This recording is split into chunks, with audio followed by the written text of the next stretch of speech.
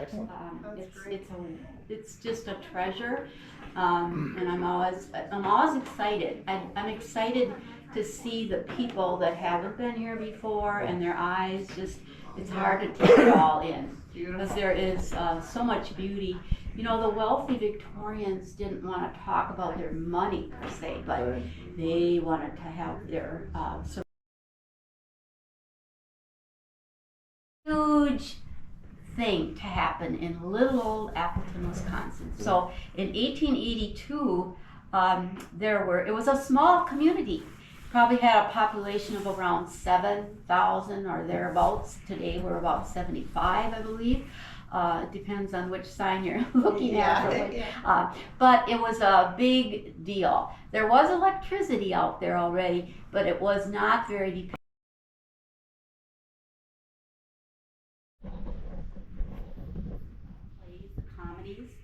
And she would perform in the parlor, or there was an opera house in Appleton at that time. So maybe her daddy, the only child that survived out of 3, I'm pretty sure she was spoiled. Yeah. This is white oak, beautiful, and the carving is so outstanding. And look at the stairway, how that railing curves. And when we get up later,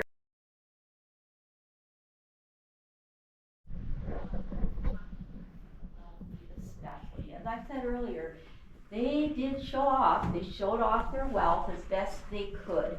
So this was the room where they would greet their guests after the butler brought the people in, answered the door. They were brought into the parlor where either Mr. or Mrs. Rock home and restoration, because the biggest rule of all, you can never destroy anything. If you're registered as a historic home, you better not destroy it. So this became a museum. The last family that moved out was in the early 1980s, and they realized that old plaster ceiling was way too far gone. They couldn't save it, but they were able to bring in painting experts who were able to determine that original design.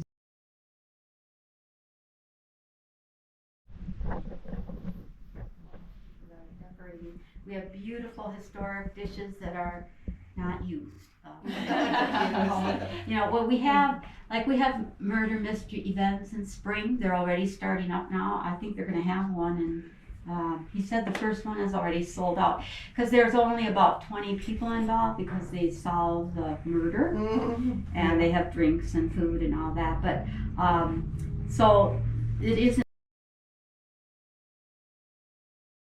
Also had, and I love this room. I just think a lot of these old houses, the dining rooms were kind of cold and just not very warm feeling, but this one I think is, and plus the white oak is a beautiful wood. Here, these are called upside down flowers, the glass, and it does look like that. This one I think looks like a tulip upside down. So the only time this house wasn't a private residence was during the 19th.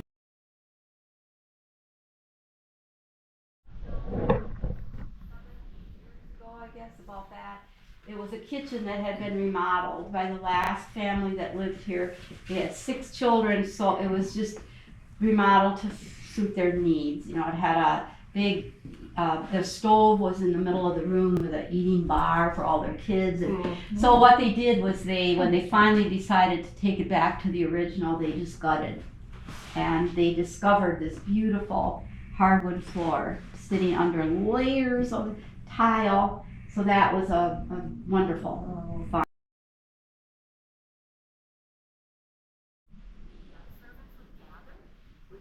As I told you, they had 4 to 5 servants, but the day servants, there were mostly day servants. They had 2 that lived in the house, and we're going to be going upstairs to one of the maids to Mary's bedroom in just a minute.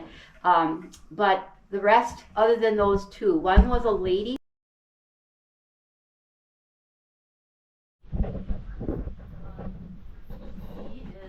The outfit, the clothing, and then on the left there are original lead pipes. They've left it exposed so we can all see. That's where their water flowed through. So.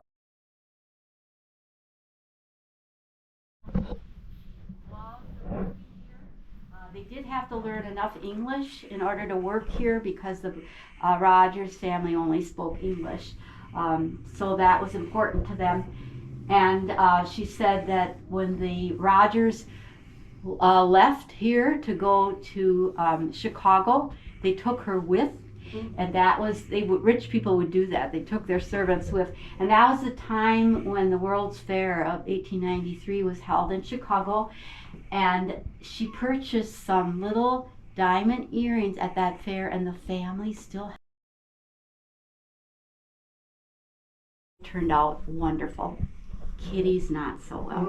And Kitty was born into wealth, had everything she ever could have wanted. And the marriage was more, I guess I shouldn't say arranged, but he was younger and he was the son of her father's business acquaintance from Chicago. And they never had children. And she died at the age of 60 from dementia and malnutrition. After she lived in she had to go to Asheville. You know, women, they were within just a couple years difference in age between Kitty and Mary the maid. So this large this is a closet. This door leads to a closet, and then the room we were just in, that wall separated these two rooms. So big difference. And Kitty was very educated. She attended at that time. They were there already from the 1840s.